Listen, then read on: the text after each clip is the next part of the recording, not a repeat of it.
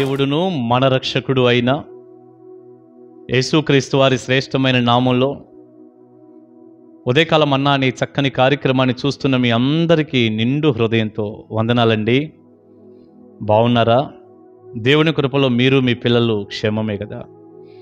ఆత్మ సంబంధమైన ఆశీర్వాదాలు, భౌతికపరమైన దీవెనలు మీకు కలుగుతున్నాయా? సంతోషంగా ఉండండి. దేవుడు మీకు తోడై ఉన్నాడు, తప్పక ఆశీర్వదిస్తాడు. ఆశీర్వదించడం మాత్రమే తెలిసినటువంటి దేవుడు మీకు సహాయపడును గాక. పరిశుద్ధ గ్రంథంలో నుంచి ఒక చక్కని వాక్యాన్ని ఇలా చదువుదాం. మార్కు సువార్త 10వ అధ్యాయం 51వ వచనం నుంచి కొన్ని మాటలు. యేసు, నేను నీకేమి చేయగోరుచున్నావని వాని నడుగగా, ఆ గ్రుడ్డివాడు, బోధకుడా, నాకు దృష్టి కలుగజేయమని ఆయనతో అనెను. ప్రియులారా, యేసు ప్రభువారు ఒకసారి యెరికో ప్రాంతానికి వచ్చాడు. వస్తే అక్కడ ఆ యెరికో ప్రాంతంలో బర్తీమయి అనేటటువంటి ఒక గుడ్డివాడైనటువంటి భిక్షకుడు ఉన్నాడు. ఏదో చిన్న క్లాత్ అక్కడ పరుచుకొని దారి ప్రక్కన అటు ఇటు వెళ్ళే వారిని అడుక్కుంటూ వారేసే పావలాతో బ్రతికేస్తున్నాడు. ఈలోపు ఒకసారి ఏమైందంటే, యేసు ప్రభువారు ఆ యెరికో పట్టణానికి, ఆ ప్రాంతానికి యేసయ్య వచ్చాడు. వస్తే చాలా జనసమూహము హడావుడిగా ఉంది. ఈ వ్యక్తి అడిగాడు, ఏంటి హడావుడిగా ఉంది? కళ్ళు లేవు కదా? అడిగాడు, ఏంటి హడావుడిగా ఉంది, ఏంటి, ఏం జరుగుతుంది అని అడిగితే ఆ ప్రజలు చెప్పారు, అక్కడున్న వాళ్ళు, నజరేయుడైన యేసు ఈ మార్గం గుండా వెళ్తున్నాడు, అందుకే ఈ సందడి హడావుడి అని. వెంటనే అంతకు ముందే ప్రభుని గురించి బాగా విన్నాడేమో, ఒక్కసారిగా ఒక గోల్డెన్ ఛాన్స్ దొరికినట్టు, ఒక అమూల్యమైన అవకాశం ఈ వ్యక్తికి దొరికినట్టుగా, గుండెల నిండా విశ్వాసం కలిగినటువంటి వ్యక్తి తప్పక నేను బాగుపడతానని పెద్దగా కేకలు వేస్తున్నాడు. నజరేయుడైన యేసు, దావీదు కుమారుడా, నన్ను దాటిపోవద్దు, కేకలు వేస్తున్నాడు. పక్కనున్న వాళ్ళు ఉంటారు కదా, ఇప్పుడు మన పనేదో మనం చేసుకుంటా పోతుంటే అడ్డగించేవాళ్ళు, ఆయాస పడేవాళ్ళు, ఏడ్చేవాళ్ళు, ఊరుకోమనేవాళ్ళు బోలెడు మంది మనకు కూడా ఉంటారు కదా, పని పాట లేనోళ్ళు. వారికి ఏం పెద్ద పని ఉండదో అలాగా అడ్డుపట్టడానికి చూస్తారుగా.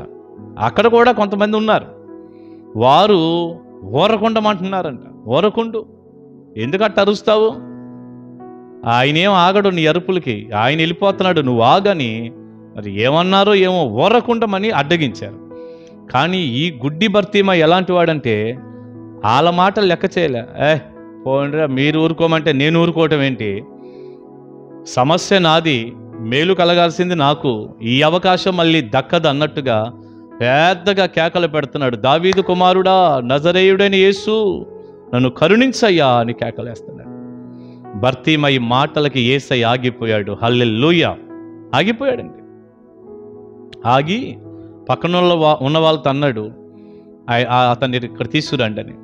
వాళ్ళు వచ్చి, ఆయన నిన్ను పిలుస్తున్నాడు, ధైర్యంగా ఉండు, పద అన్నాడు. ఆ మాట అనేసరికి ఈ వ్యక్తి అడుక్కునే క్లాత్ ఉంది కదా, పరుచుకొని అడుక్కున్నాడు, మొత్తం అవతల పారేసి త్వరగా ప్రభు దగ్గరికి వచ్చాడు.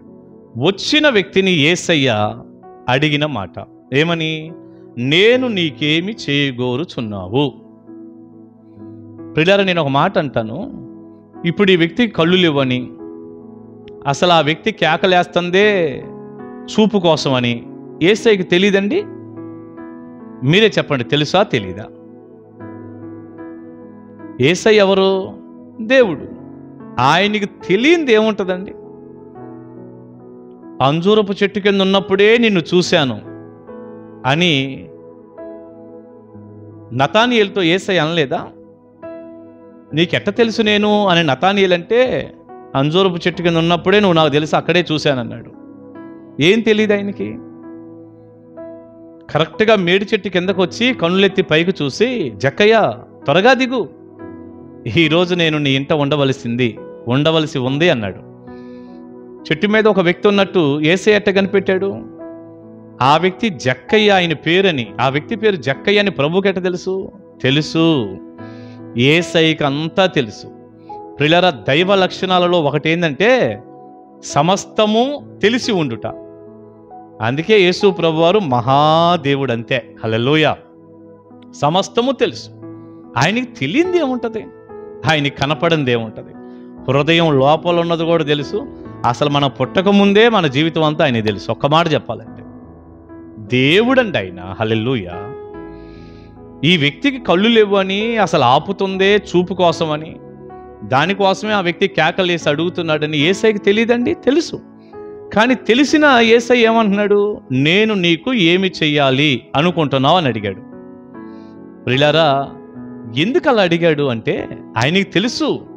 కానీ మన నోటితో మనం కోరుకోవటం, మనం అడగటం, మనం ఆశించటం ఆయన ఇష్టపడతాడు. అడుగుడి మీకు ఇవ్వబడును, అడుగు వాటికంటే ఊహించు వాటికంటే అత్యధికముగా చేయుటకు శక్తి కలిగిన దేవుడు అని ఉంది ఎఫెసీ 3:20లో. అడగాలి, ఊహించాలి, అడగాలి. మత్తయి 7:7లోనే అన్నాడు, అడుగుడి మీకు ఇవ్వబడును. అడగకుండా ఆయన ఎలా సహాయం చేస్తాడు? ఏదో పెద్దవాళ్ళు సామెత చెప్తారు, అడగందే అమ్మాయినా అన్నం పెట్టదు అని. ఒక తెలుగు సామెత. ఇస్తాడు, దేవుడిస్తాడు. అడగాలి మనం. మీరు అడుగుతున్నారా ఈరోజు? అడగకుండానే మన అక్కర్లేంటో ఆయనకి తెలుసు. కొన్నిసార్లు ప్రేమ కలిగిన దేవుడు మనం అడగకపోయినా కూడా ఆశ్చర్యపోయే కార్యాలు చేస్తాడు. కానీ దేవుని మాట, ఆయన పద్ధతి ఏంటంటే అడుగుడి మీకు ఇవ్వబడును, అడిగితే ఇస్తాడు. తెలుసు ఆ వ్యక్తి కళ్ళు లేవని, కానీ ఆ వ్యక్తే అడగాలి, చెప్పాలని ప్రభు కోరుకున్నాడు. ప్రియబిడ్డ, ఈ ఉదయకాలం ఈ మాటలు వింటున్నావు. నువ్వు అడుగుతున్నావా? నీకేం కావాలో, అసలు నీ కష్టం ఏంటో, నీ బాధ ఏంటో ప్రభువు చెప్పుకుంటున్నావా? ఆయనే ఇస్తాడులేండి, ఆయనే చూస్తాడులేండి. సైతాను భలే మోసం చేస్తాడు ఒక్కోసారి. ఆయనకి తెలియంది ఏముంది? కొంతమందిని నేను గమనించానండి. కొంతమంది అంటారు, అస్సలు నేను అడగను, నా కోసం నేను అస్సలు ప్రార్థన చేసుకోను, నాకేం కావాలో అస్సలు అడగను. అది కూడా ఇది పెద్ద గొప్పలాగా. అసలు నేను అడగాల్సిన అవసరమే లేదు, ఆయనే చూస్తాడు. నాకు అవసరమైతే నేను అందరి కోసం విజ్ఞాపన చేస్తాను, కానీ నా కోసం మాత్రం నేను ఏమీ అడగను, ఏమీ చేయను. అట్లా ప్రియులారా, మరి ఏంటో మరి మనకు అర్థం కాదండి. కొంతమంది ఉన్నారు, ప్రతి చిన్నది కూడా ఏది కావాల్సి వచ్చినా ప్రభువుని అడుగుతూ ఉంటారు. అడగమని ప్రభు చెప్పిన మాటలు ఉండగా నేను అడగనంటే ఎట్ట? అడగకుండానే కొన్ని గొప్ప కార్యాలు ప్రభు చేస్తాడు. కానీ మనం అడగాలని ప్రభు చెప్తున్నాడు. బైబిల్లో ఎన్నో విషయాలు. యాకోబు పత్రిక చూడండి, 4వ అధ్యాయం మీరు చదవండి. వారు దేవుని అడగనందువలన ఏమీ పొందలేకపోతున్నారు అని ఉంది అక్కడ. అడగపోతే ఏం పొందుతారు? ప్రియబిడ్డ, అనవసరమైనటువంటి పొరపాటు ఆలోచనలు కలిగి ఉండక ప్రభువుని అడగండి. అడిగితే ఆయన చేస్తాడు. నేను నీకేం చేయాలని నువ్వు అనుకుంటున్నావు? ప్రభు ఈ ఉదయకాలం అడుగుతున్నాడు, బిడ్డ నీకేం కావాలి, ఏం చేయాలి నేను అనుకుంటున్నావు నువ్వు అడుగుతున్నాడు. భర్తీమయ్యని అడిగాడు. కానీ భర్తీమయ్యి, అయ్యా నువ్వు దేవుడు కదా, నువ్వు గొప్పవాడివి, నువ్వు ప్రార్థన చేస్తే నాకు చూపు వచ్చిద్ది అని అంత నమ్మాను, అంటే నువ్వు చాలా గొప్ప దేవుడువు, మరి ఏం కావాలని నువ్వు అడుగుతున్నావంటే నాకేం కావాలో నీకు తెలియదా ఏమిటి అని అట్లాంటి ఏమి అట్లా ఆలోచించాలి. అలాంటి ప్రశ్నలు చక్కగా అతనికి ఏం కావాలో ప్రభువుని అడిగాడు. మీరు చూడండి, కావాలంటే మళ్ళీ వచ్చిన చదువుతాను 51. యేసయ్య అన్నాడు, నేను నీకేమి చేయగోరుచున్నావని వాని అడుగగా ఆ గ్రుడ్డివాడు, బోధకుడా నాకు దృష్టి కలుగజేయమని ఆయనతో అనెను. అడిగాడు. ప్రభు ఎలాగైతే అడగమన్నాడో, ఏం కావాలన్నాడో అలా అడిగాడు. నీకేం కావాలంటే దృష్టి కావాలని అడిగాడు. అందుకు యేసు, నీవు వెళ్ళుము, నీ విశ్వాసము నిన్ను స్వస్థపరిచెనని చెప్పాను. వెంటనే వాడు త్రోవను ఆయన వెంట చూపు పొంది వెళ్ళెను. వచ్చేసిందా చూపు? వచ్చేసింది. స్వస్థపరిచాడు దేవుడు, స్వస్థపరిచాడు. అతనిలో ఉన్న విశ్వాసం గొప్ప కార్యం జరగటానికి కారణమైంది. అడిగాడు, విశ్వసించాడు. మీరు ఈ 2 పనులు చేయండి. మీకేం కావాలో అడగండి న్యాయబద్ధంగా, తప్పకుండా దేవుడు మీకు సహాయం చేస్తాడు. దైవ దీవెన నిండారులుగా మీ అందరికీ ఉండును గాక. ప్రార్థన చేసుకుందాం. పరిశుద్ధుడా, ప్రేమగల తండ్రి, ఉదయకాల సమయంలో మీ బిడ్డలతో మీరు మాట్లాడారు. విత్తబడిన ఈ సందేశం పిల్లలకు దీవెనకరంగా చేయండి. ఒకవేళ ఇప్పుడు వరకు అడగలేదేమో, ఇక నుండి అడగటానికి సహాయపడండి. అడిగితే మీరు చేసే దేవుడు. అడిగేది మీ చిత్తానుసారంగా, న్యాయబద్ధంగా, వారికి అవసరమైందేదో అడిగినప్పుడు తప్పక మీరు కార్యం చేస్తారు. భర్తీమై జీవితంలో జరిగినటువంటి కార్యాలు, అద్భుతాలు మీ పిల్లల జీవితాల్లో కూడా కలుగునుగాక. ఉదయకాల దీవెన ఆశీర్వాదాలతో నింపమని వేడుకుంటూ, కృప చూపమని ప్రార్థిస్తూ, మహిమ మీకు ఆరోపించుకుంటూ యేసు నామమున ప్రార్థన మనవులు అడుగుచున్నాము తండ్రి. Amen, amen. God bless you. దేవుని మహాకృప మీకు తోడై ఉండి గొప్ప కార్యాలు జరుగునుగాక. కలుసుకుందాం. Praise the lord.